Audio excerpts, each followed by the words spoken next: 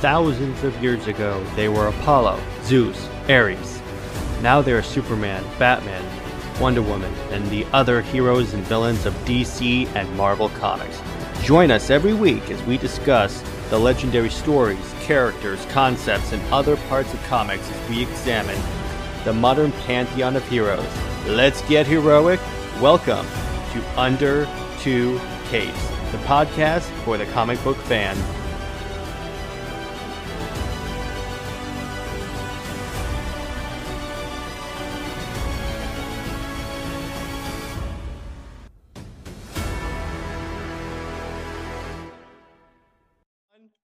Welcome to Under Two Capes, the only show that knows that Joss Whedon is a turd. I am Jared, and today is a very special day for me. I have my cousin Janina on the show. How you doing, Janina? Hi. Today we are talking about, one of the, among the non-initiated, the one question that I keep hearing is like, what's the difference between DC and Marvel? Well, we're going to answer that question today.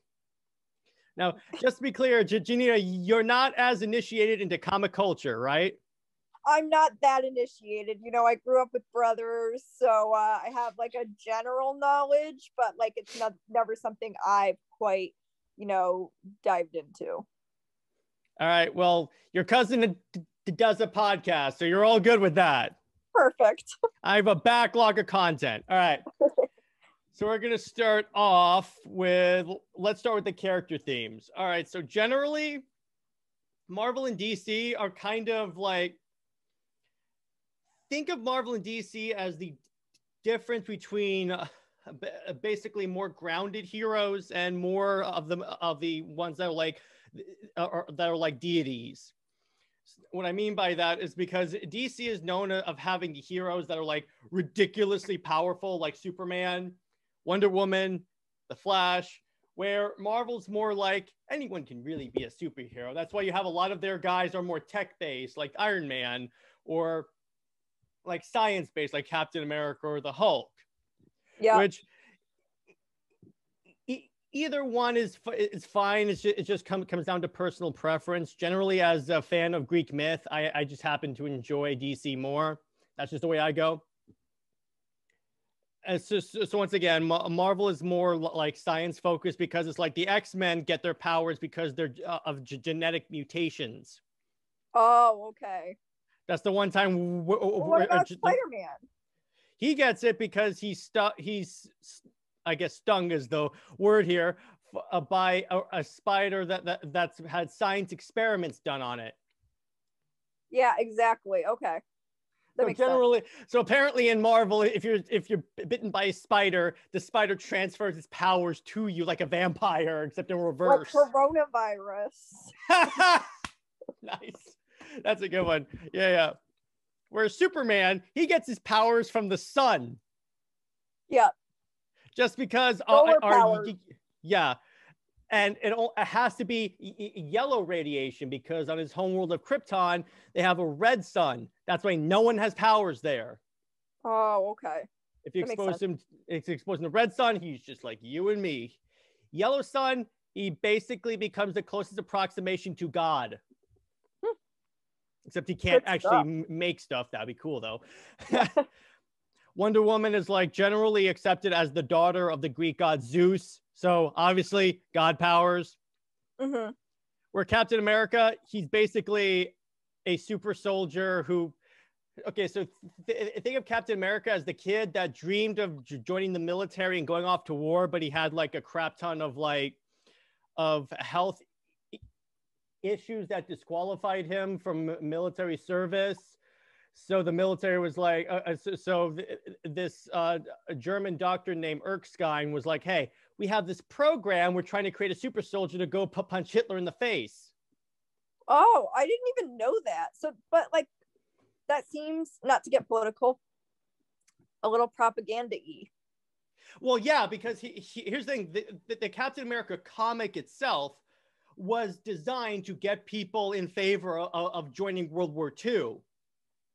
Okay. That's why the very first cover of the Captain America comic is him bursting into a Nazi headquarters and punching Hitler in the face.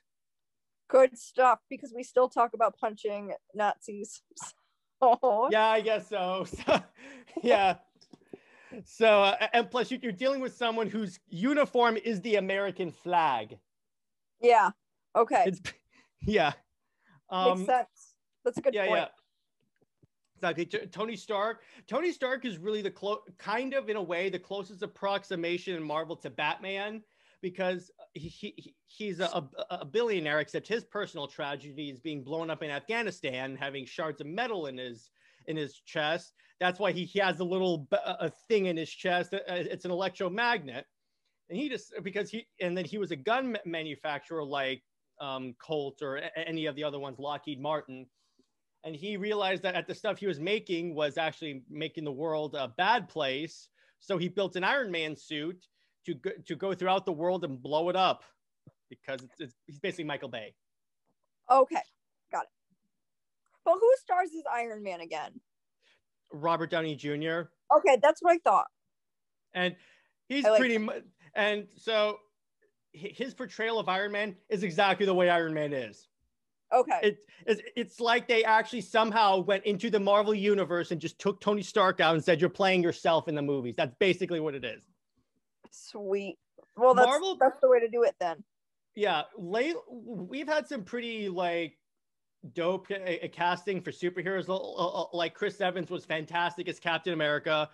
Robert Downey Jr. was the best at Iron Man. The only one I wasn't a big fan of is Mark Ruffalo as the Hulk. Yeah, that seems like a weird person to cast as the Hulk. Also, because I just feel like, not to be discriminatory, but he just seems a little old for the role. Well, yeah, it's just he was also younger when he got into the role. But my issue with him is that the Hulk has to be sort of a darker character, which it makes sense why they had Eric Bana play him in the 2003 Neon Hulk movie. I call him that because the Hulk form is actually neon green, because that makes sense. Mm-hmm.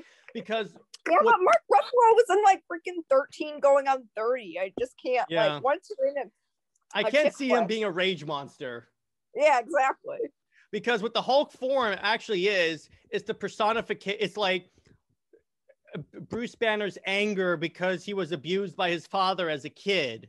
So that's the anger that was given form by the gamma radiation that he endured. Okay.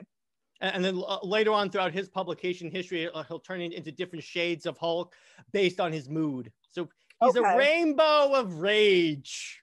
Well, so where does somebody need to start if they like me don't know any of this? What is the first movie to watch to be able to Marvel or DC? What? Marvel or DC? Both. All right. So if you want to do Marvel, just start with Iron Man and just go from there. Generally, it goes. Let me get a list of the MCU. And DC, order of how they were made. Yeah, I would go order that they were made, because wait, not necessarily, because Captain America takes place during World War II. Yeah. Captain America 1. I would go with, in terms of chronological order, start with Captain America. Okay. And then it pains me to say this, go to Captain Marvel. It pains me because that was one of the worst MCU movies of all time, because basically the message was men suck. Oh, very modern. Here's Marvel's problem. They keep trying to establish a Wonder Woman-like character that's that, because look this way, Wonder Woman is the most popular female superhero of all time. Yeah. Then Catwoman, right? Probably than Catwoman, most likely. And the reason why Wonder Woman's movie, Wonder Woman 1, worked while Captain Marvel's failed is because with Wonder Woman, the male characters were still useful. She still needed them. Yeah.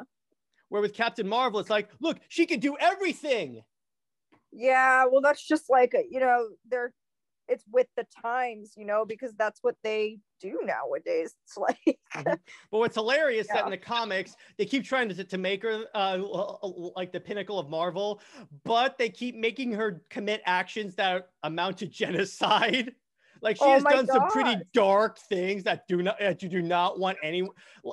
She was involved in arresting people before they committed a crime because she was working with this mutant that could predict the future. Wow, so guilty. Before you even commit a crime. So it was Yeah. like, and the story clearly made her out to be the bad guy, and she even put Tony Stark in a coma. Oh, So wow. I'm like, if you really want her to be Wonder Woman, you got to stop with that. Yeah, totally. I agree. And I haven't even seen it, but that makes sense. It's like, put it this way, I love female superheroes. A lot of my favorite like Wonder Woman, Batman, Superman are tied for number one in my mind. And then in terms of Marvel, it'd be Black Widow. But I can't stand Captain Marvel. She's too smug. Yeah, now I feel like that's the one I want to start with. Which might if you're be going like, by if you're going by chronological order, that's movie 2. okay. No, And like, then you go to curious. Iron Man 1. And like, then you go to Iron Man 1. Yeah, go ahead. The only ones I've seen like the Spider-Mans, which I started with like like Tobey Maguire, those ones. Saw all those. Great. Yeah, I liked them. I thought, like, I'm gonna be honest though, I kind of feel like Peter Parker's kind of like sissy a little bit. Like, a little I bit don't he know. is. Yeah, so I was just like, but I thought they were very well made. And then I've only seen one of the, I think the newer ones, with the ones with like Emma Stone. I forget who plays. Those are the Andrew Garfield ones, the Andrew Garfield Spider-Man. Yeah, I thought that I saw the first one. And I thought it was good, and then I ended up never seeing the second one, and that was like 10 years ago, almost. Fun fact: they tried to establish a movie world with Spider-Man 2. With Amazing Spider-Man 2, the second Andrew Garfield, but it tanked. So they ended up not doing that. They never made a second one? No, they did. It's just that was supposed to be the launching point for a Marvel movie universe. Oh, okay. Okay, that makes sense. But for Spider-Man, I saw those. I've seen The Dark Knight, which I liked, and mean, I don't know if that. So it was excellent. And then I know this wasn't, I don't think, produced by either of Marvel or DC, but I saw Joker. That was DC. Oh, it was? Okay. I loved it. And it caught like so much flack for some reason. And I thought it was so brilliantly done, because it's just like, I mean, it definitely like displayed another side of like him and mental like health and illness that I hadn't thought of when thinking of Joker, just because Joker's so like witty, and that's why everybody loves him. It's just because like he's a smart aleck and he's witty and it's entertaining. Like I love Joker. Like he's the bad guy, but he's so entertaining. Yeah. Which is why I went to see what is it? The Suicide Squad, which was awful. It was so bad. Yeah. So by the way, done. That's another movie that that there's another version of the movie out there, but the studio won't release it, like the Snyder Cut. Why? Okay, so what happened was, okay, I just have to take off my hoodie, so I'm gonna make this. So what happened was, can you still see me? Hang on 1 second. So Zack Snyder makes the Man of Steel movie, which was basically a retelling of Superman's origins. Now, it was kind of controversial with the fan base because Superman kind of, he killed the bad guy in the movie. So, okay. Now, there were a lot of different issues. And then you have Batman v Superman, which a lot of the fans didn't understand at first. And again, blasted it. Now, what eventually happened was, at that point, I have to switch cameras. At that point, okay, hang on. Okay, at that point, the studio was the studio started to say, let's try and replicate Marvel. You can't do that. Yeah. Which is when they started really interfering with directors and trying to make their movies more like comedic, more upbeat and everything. Which is where we get the abysmal Suicide Squad theatrical release and Craptus League. Oh, okay. Okay, yeah, that makes sense. So there's supposedly another version of that movie which is so much better. I've heard. Yeah. Okay. So I would be curious to see that, because with Suicide Squad, I was so excited to see that, and people were like, "Oh, they're starring Jared Leto." I was like, I'm just He like was curious. good. I didn't think he did bad. I thought, and people gave him a really hard time. I'm like, I thought he did a good job. I didn't feel that way, but I'm also not like some like huge fan. I thought he did fine, but I thought I was going to see more of him, and they gave him Exactly. like, no scenes. In the supposed new cut, there is a lot more Joker. But no one can watch it. They haven't released it yet. There's still a Twitter movement that I have taken part in called Release the Ayer Cut because of David Ayer, because the Snyder Cut one worked.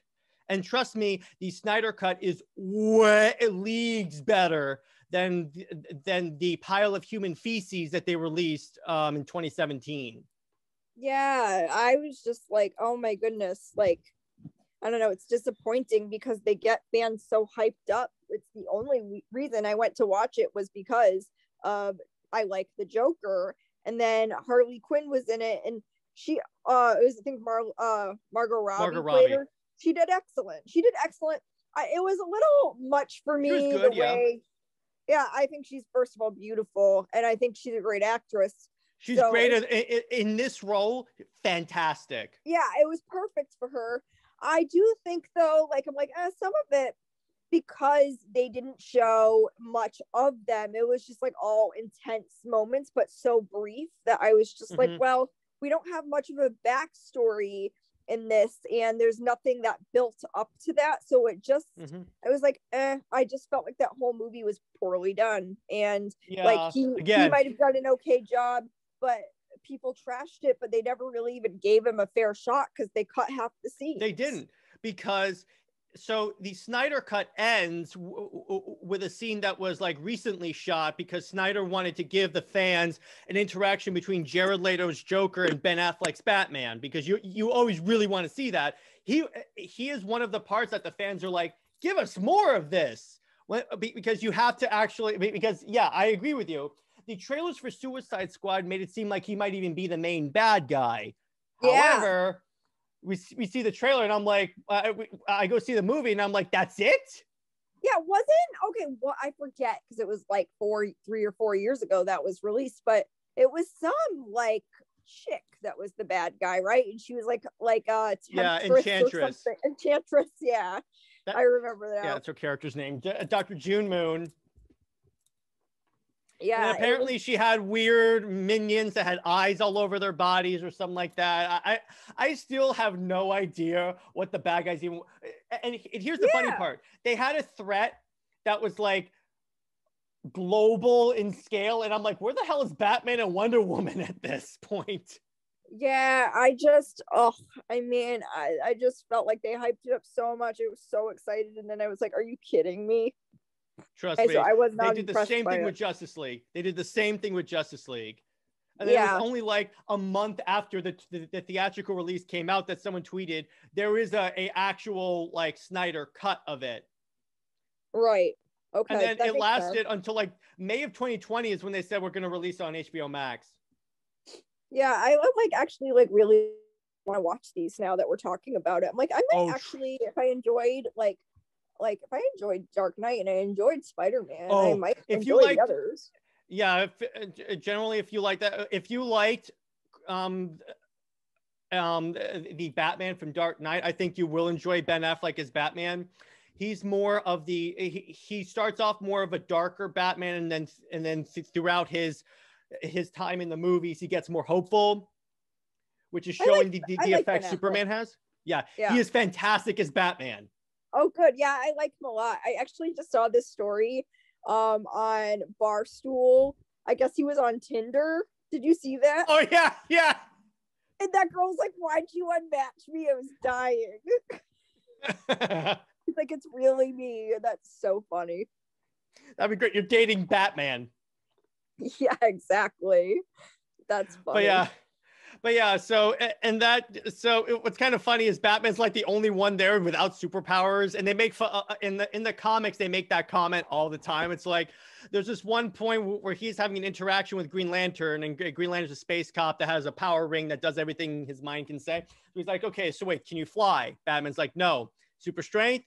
No, wait a second. You're not just some dude in a bat suit, are you? And the Batman just grins. Yes, that's so true. And there's this line in the trailers for Justice League that, and it's in the Snyder Cut, where the Flash asks, "What are your superpowers again?" And the Batman just looks at him. "I'm rich." Yes. Oh my gosh. Well, at least he's got good commentary, you know. Yeah. Fight That's back. the other thing. In the Whedon cut, they made him like a jokester, and you can't Yeah. make Batman a jokester. Well, he's No. so serious. He's like so dry. Yeah. And that's the thing about Batman. You can have humor with Batman. It's just it's more dry humor. Yeah, I agree. But yeah, so if you were, and then if you were going to start DC movies, just start with Man of Steel and go in release order, because actually no, start with Wonder Woman because that takes place in World War I, and then go to Man of Steel. Okay. And then just continue on with that. Yeah, that makes sense. Actually, it's Wonder Woman 1984, which was not good, and then Man of Steel. Yeah, that makes sense. Then you should be good. You can also skip Birds of Prey because that was like that's essentially DC's Captain Marvel in terms of the message. Yeah, that makes sense.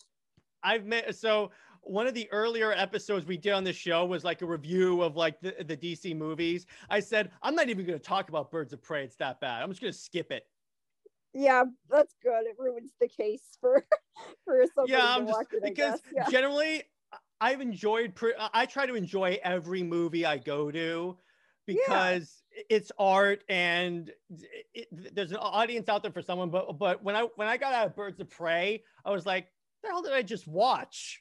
Yeah. Oh my goodness. Well, I'll skip that one. That's for sure. Because you don't need, especially if someone's. Imagine if someone started with that one though. Like if it was like they'd never seen any of these. You could also skip Captain Marvel because it has no impact on the entire Marvel universe besides introducing Captain Marvel. That's it.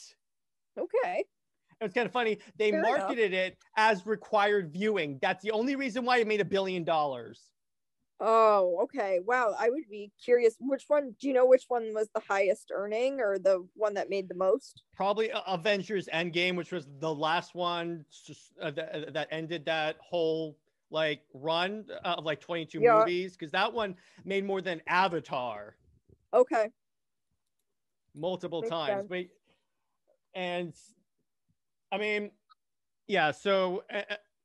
And then just go once you get to Iron Man, you can just go through them in chronological order. What's actually interesting about Iron Man, and my co-host and I were talking about this, is that normally with a movie from 2008, the VFX don't look too good by today's standards. But when you look at Iron Man 1, it looks like it was made today. It's that good. Oh, it ages superbly. Awesome. Yeah, that's good. Yeah, I really do want to watch them. I actually really want to rewatch the Spider-Man movies. Those are so good. Except for Spider-Man 3, when they have him dancing down the street, acting like a total a-hole. Yeah. Well, do you know that sometimes Uncle Ben's voice pops into my head, and he's like, with great power comes great responsibility, and I'm like, where's this coming from? Why is Uncle Ben circa 2005 popping into my head? That's good. Yeah. He's like the one Marvel. He's probably. In my head, Jor-El normally pops into my head, which is Superman's father, because I'm a DC fan. But what's funny is that Uncle Ben's like the one comic book character who actually cannot come back to life because otherwise it negates Spider-Man's existence as a character. Yeah. Besides that, pretty much everyone has died and come back to life at some point. Superman being the most famous example, where even CNN was reporting when Superman died in the 90s. Oh, okay. It was a big to-do, and I'm like, okay, I can't imagine CNN talking about anything real, but that's besides the point. So true. The most accurate thing they've ever done is talking about a comic book. Yes. That's so imagine that. Imagine that. I mean, why would anyone be surprised, right? I'm the guy that whenever I'm in a movie and they have CNN reporting on like what's going on in the movie, I'm like, oh, that's the only real news they've ever given. Right. So true. So true. What's kind of funny is also last Friday we covered a story that came out in 2011 that basically amounted to a pandemic hitting New York City, and I'm like, oh, this story didn't age well. Oh, wait a second. Wasn't that like one of the Marvel movies? There was a Marvel movie. Was there a Marvel movie that was a pandemic? Well, okay, I just saw, I want to say it was either Captain Marvel or one of the Captain whatever movies. I don't know. Captain America? I don't know which it was, but it showed them in New York City. And if you look at the background on like where the Times Square ads are, it showed like a Corona beer. And then on the other side of it, it showed the spike protein. So it's like, dude, Okay. it's some predictive programming. Jeez. Yeah, I was like, I love when they do that. I'll show you it later. I'm the dude who when I watch The Office and Dwight goes to too many people on this earth, we need a new plague, and I'm like, you can't make that joke now, bro. Dude, yeah, or you know what he says too, which I was just talking about with my mom today, was that he said, I just said this earlier, he was like, I have it on good authority that within the next 100 years, everybody's going to be speaking Mandarin. Well, that's a good authority. That's a good speaking. Right, so Dwight knew. That's another thing, going back to the topic of superhero films before we get too far in the weeds. So obviously all of the big like movie companies like to pander to China. That's why there's like a Chinese superhero movie coming out, the Shang-Chi. But that's what's funny, propaganda. But what's funny is that so Warner Brothers seems determined not to do any more movies with Zack Snyder. In other words, because there's supposed to be 2 more Justice League movies that are supposed to come out, but apparently Warner doesn't like his stuff and instead resorts to making a Black Superman movie, which, by the way, even people on the left on Twitter are not excited for that because they know it's just pandering. Yeah. But anyway, so in China, the Snyder Cut has been viewed like 250 million times. Wow. I'm like, at that point, that's it. If it's popular in China, there's a very good chance that they're going to continue these movies. Oh, absolutely. I agree with you. And I mean, that brings it, you know, I won't get political, but that's just a whole topic that you could drive down. You know, it's like, which, so let me put it this way. If it's because of China that we get the last 2 movies, I will be on the first to say thank you, China. That's awesome. Hey, it has to work somehow. People talk to money. That's capitalism. Right. Yes. At least we're getting something good from them finally. Yeah. But anyway, so another thing about Marvel movies that I like is that they try to establish more of it's a blank movie that has superhero movies. Like, say, take Ant-Man, for example. Ant-Man is a heist movie that has a superhero.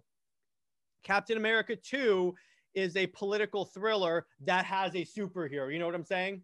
Yeah. So it's not like it's just all a superhero movie. Yep. Yeah, that makes sense to me.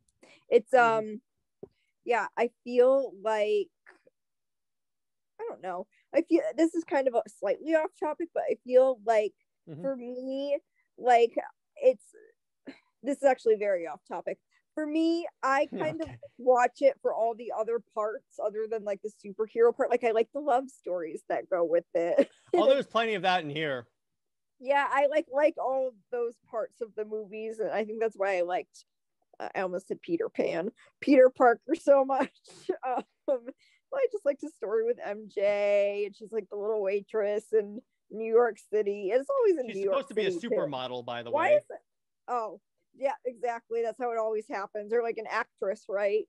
Actress or supermodel. Those are the 2 jobs that she vacillates to in the comics. Well, so why is it always in New York City that these things always happen? Because Marvel likes to market themselves as the world outside your window. It goes back to Marvel's more reality based. The issue with that is that they have so many superheroes based in New York that it seems like it seems Gotham unrealistic. Where in a Spider-Man comic, you wouldn't see like Iron Man flying in the background just somewhere. Right, and the Green Goblin coming in on his little Yeah. sled. Not his sled. His little aircraft. His hoverboard or something like that. Yeah. I don't know what they call it.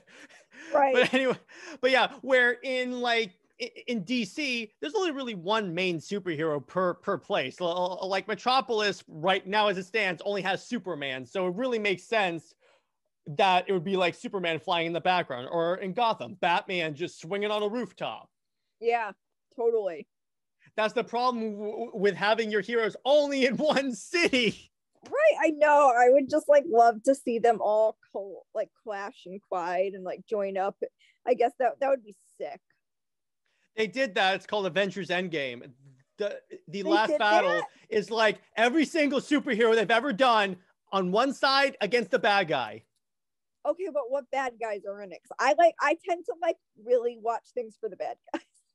Here's the interesting part about Marvel. So they like to, so being in Hollywood, they like to market themselves as like pretty left leaning in terms of political. But here's the interesting part. First off, the bad guys are always the environmentalists that want to like balance the environment. Because the bad guy in this one is Thanos. He wants to wipe out half of existence because there aren't enough resources. Oh, so like Bill Gates. Kind of.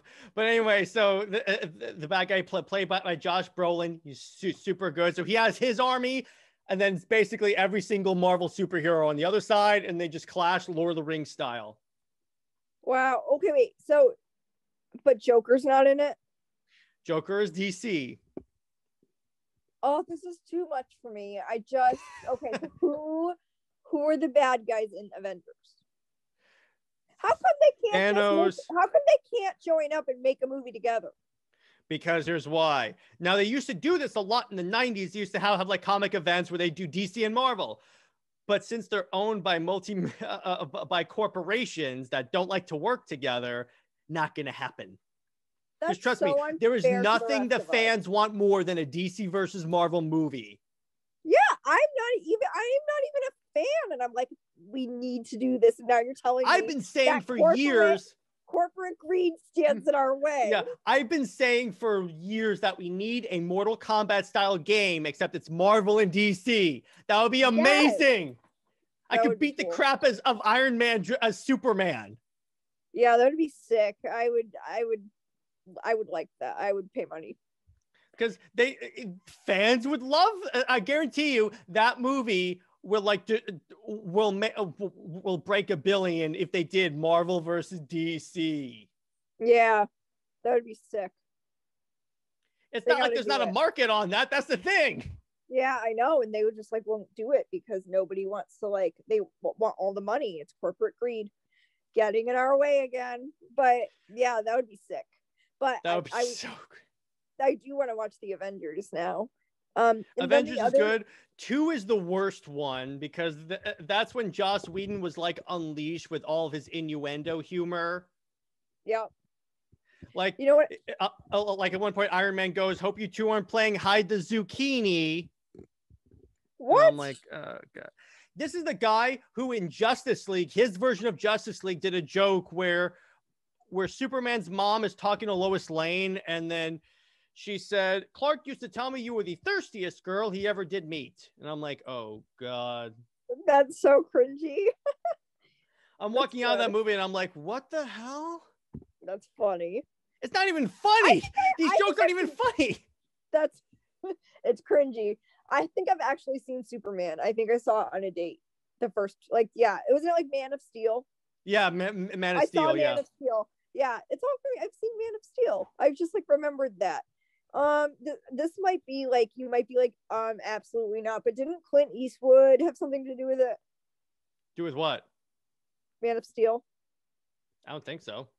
Okay, I knew I made that up. I don't think I did. I know. Just have to Speaking of the Dark Knight, actually, the reason why Snyder got the job at DC is because Christopher Nolan's a close friend of his and vouched for him. Oh, okay. In fact, Nolan's the guy who told Snyder, don't watch the version of Justice League that they released. It'll just upset you. Got it. Good because to know. Snyder had to leave the movie because his daughter committed suicide. Shoot. That's why he awful. left. And then Warner Brothers took advantage of that to completely kick him out of the movie. And I'll talk about this more on your show. But the point is that they took one artist's vision, brought in Joss Whedon, who made basically a bastardized version of it. Yeah, that makes sense. And then what's kind of funny is that Warner Brothers had the nerve to release a trailer recently for the 4K version of their version of Justice League that was going on HBO Max. And it's like so downvoted on YouTube. It's hilarious. Wow, dang. Everyone's like, WTF, Warner Brothers. So, okay. So who is like the least popular superhero? Oh, geez, least popular. Depends on who you talk to.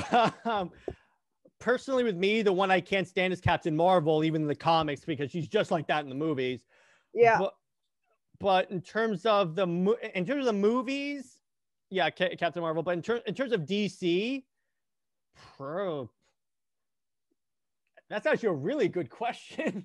Yeah, like who would you say, like, since you're really into this? Actually, Marvel had to cancel this comic before it even came out. So what they did, yeah, exactly, because no one wanted this. So they released a trailer for this comic called New Warriors, and the fans will know what I'm talking about. So it was created by one of the writers for Stephen Colbert, so that should tell you about the quality of this writing. So anyway, it's about this team of superheroes, and okay, so two of the characters' names are Snowflake and Safe Space. Here's the funny part, here's the kind of disturbing part about it. So they're supposed to be brother and sister, but they're embracing each other like they're lovers. And I'm like, what? And Are we in Alabama? Yeah, they have a character named Screen Time, and this is how he got his power. So his power basically he's permanently connected to the internet. So his power is basically super Googling. But here's how he got his power. He was exposed to his grandfather's experimental internet gas. What in the actual heck? I'm like, okay, in a universe where you have a dude that gets his power from a magic hammer, that is stupid. Yeah. And the fans were so pissed off that that Marvel legit quiet canceled the comic. What I mean is that, so like a month after the video came out for the trailer, it just quietly disappeared from all retailers. You couldn't pre-order it anymore. That's it was funny, gone. People roasted it so hard. They were like, let's just quietly drop people this. On the left and the right. Yeah. They united conservatives and liberals to bash this comic. That's always the best when, that was like the whole Robin Hood thing too. Liberals and conservatives came together to fight it. So I love those moments. So I'm glad it happens in the superhero world as well. Yeah, exactly. It is the most hilarious thing on earth. Wow, you got to send me some of those tweets. Like, you got to dig them up and send them, because I'd be interested to read, like, on both sides what people were saying. I'll send you the link to the video on Marvel's YouTube channel. You can just read the comments. It's the most hilarious thing on Earth. I gotta. It is the greatest. It is my guilty pleasure. I will just plug that up and just read them randomly in the day. I'll be like, if I need to pick me up, I'll put that up, because as a DC fan, I like seeing Marvel bashed, even though I like Marvel too, but particularly for this. Yeah. They're also being bashed because they're doing the storyline for Captain America where he's going throughout the world, the country, trying to find his shield. So anyway, he meets all of these different towns have their own version of Captain America, which I think is stupid because Captain America. But this one Captain America is of Native American descent. And here's the problem. Ordinarily, it's fine, but he's from a tribe that was, I believe, persecuted by America. So even so Marvel is catching a lot of flack. Like, how could you be so culturally insensitive? Yeah. I'm like, okay, I see. I love when pandering goes wrong. That's my favorite thing to see. It is the best. It's so satisfying. It's so satisfying. Because I'm just like, no one likes this. It's like with New Warriors, no one liked it. I was like, oh my, it's the most downvoted trailer on Marvel's entire YouTube channel. In fact, I'm going to plug up the video right now so I can show you the like to dislike ratio, because this is like hilarious. Do it. It became known as New Woke Warriors. New Woke Warriors. They should come up with a woke warrior superhero. All right. So here's the likes. All right. 5.9 thousand. Here's the dislike. 284,000. Ratioed. People. Oh, here we go.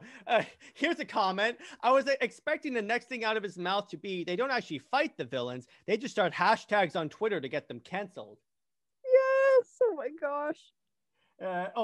Drop one racial slur and this entire team would be defeated.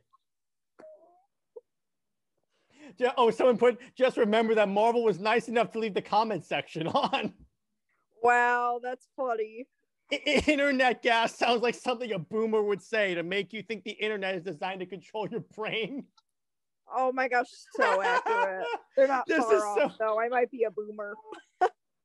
Oh, about the author. He's probably the type of person that gives you a pen when you ask for a pencil in class. Yes, these are good. That's funny.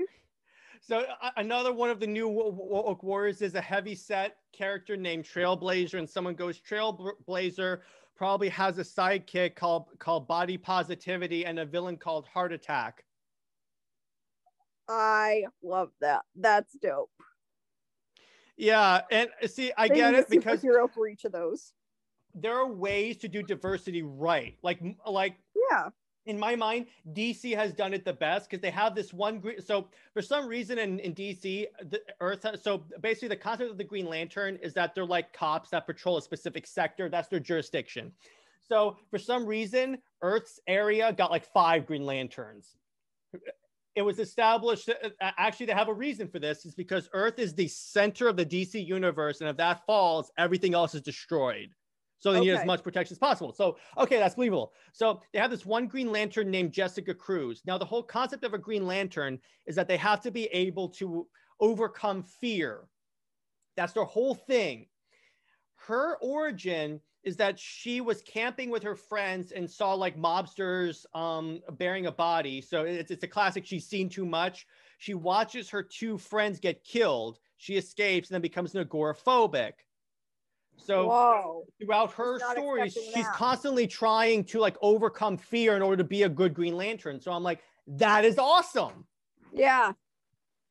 These sound Wonder really Woman. Wonder Woman is a diversity character because DC at the time, because superhero comics at the time were all males. Right. Like, okay, so we need a motherly character, and they established Wonder Woman, which I think she's established as she is a great character. Yeah. Because what I like about Wonder Woman and Superman for that instance is that they're always trying to figure out how to be human. That's the thing about DC, because they're so godly characters. They're essentially gods trying to be men. Yeah. And this would be established in like 2011 when DC actually put Wonder Woman and Superman together as a couple, because it was established that those two are the best that understand not being able to be your full self around someone, because Superman has to be Clark Kent. Right. That's the whole purpose of a secret identity, even though there was this one writer that made Superman reveal his secret identity to the world, which was the stupidest thing on earth. But anyway, so it was established that like Wonder Woman and Superman both felt isolated from society because they're so powerful. Mm-hmm. So they established that, and that's also part of why I like DC the most, is because a lot of their heroes deal with trying to integrate into society despite being different. Because I myself have felt that. Yeah.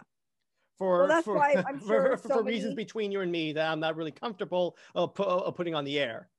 Yeah, that's okay, but I think that's what makes these movies so popular as well, is that there's a lot of people that can relate to being different, and then they get their kind of like time to shine, and they get their purpose from being different, and so it's very relatable and like Exactly. encouraging, and it's empowering, and yeah, I think it's dope. Yeah, and that's the problem when you have people like Martin Scorsese coming out and calling these movies horrible and calling them not movies. And I'm like, dude, first off, stop being jealous, because I'm sure it has to do with jealousy. Because when you're someone who's as revered in the movie industry as Martin Scorsese, but your movies don't make above 500 million, and then you have like a movie about a costume superhero making $1 billion, you can't tell me that's not somehow jealousy. For sure. That makes sense. There's kind of which you go. I'm sorry, go ahead. No, you go. All right. But what these guys are, what they're ignoring is exactly what you just said, is that when you're watching these movies, there's certain parts of you that can relate to what these characters are going through. Like, let me put it this way. Whole reason why I'm a comic book fan is because I spent a lot of time in the hospital growing up. Yeah, that's true. A couple of times where I almost wasn't around anymore, almost didn't make it. Yeah. Where there was this one time I had IVs being put in my arm every day, totally down, 11 years old. Then I see they had a tape of the old Justice League animated series, and that just completely turned my mood 180, completely 180. Particularly the idea of Superman, because his whole idea is hope. That's what the S means. The S actually stands for hope. Yeah. So what these people, I mean, let me put it this way. Does he have a right to have his own opinion? Absolutely, because this is America and you're allowed and we have freedom of speech. Yeah. What I don't like is that when he feels the need to call other parts of art, just because they're more popular than his stuff, not art. Yeah. That's the problem. Yeah. Well, that makes sense. It's like a pride thing, and it's human nature to be competitive and prideful, but it doesn't mix well with art, because art's, it's never ending, and especially with things like this, there's room for private interpretation, and there's room for differences, because exactly. my grandfather, not our grandfather, but my grandfather on my mom's side, always says, he says it in Italian too, which I don't know how to say, but he says when it comes to taste, there's no dispute. Everyone has different tastes and ways of seeing things when it comes to entertainment, and so that always stuck with me. Now, granted that there are some things that wouldn't qualify as art, even though they're performance, if you will, because they're exploitive, like pornography, but that's besides the point. That's besides the point. Yeah. There is a line there. I just wanted to establish that small disclaimer. Right. There's a line. I mean, I can't dispute that you like that, but I mean, that is not art. That is, there's a line. But yeah, I totally agree. But I actually have to get going, Jared, but I want to wrap it up with some final thoughts. I want you to go ahead. Well, I actually okay. Yeah, I want to ask you. So, one, I want you to send me that those tweets and stuff like that in the YouTube. But I will. Also, so, yeah, because I want to see that. But so to recap, you would start with Captain Marvel. In terms of Marvel, I would start with Captain America, because that takes place in World War II. Okay. Captain Marvel takes place in the 80s. If you want to power through that thing, that's fine. You can go through Captain Marvel, but you really don't have to. It doesn't really influence that storyline, the Marvel universe, that much. You can go straight from Captain America to Iron Man if you wanted. Sounds good. Well, yeah. And then in terms of DC, just watch the Wonder Woman movies, and then Man of Steel. You're good to go. Okay. Well, I saw Man of Steel. I thought it was good, but like I barely remember it, so it was just all right, I guess. Well, here's a great opportunity for you to rewatch it in context. Yeah, you're right. Maybe if I have a little more background, it will like all connect more and I'll enjoy it more. Plus, you can always come to our YouTube channel where we have plenty of videos to complement your understanding of these movies. Perfect. Yeah, I will. This is awesome. Let's do this again. All right, absolutely. And 100%, you're always welcome on the show. And yeah, everyone, hope you enjoyed this exclusive interview. And with your favorite cousin. With my favorite cousin. That's right. All right. And stay heroic, everyone. Have a good weekend.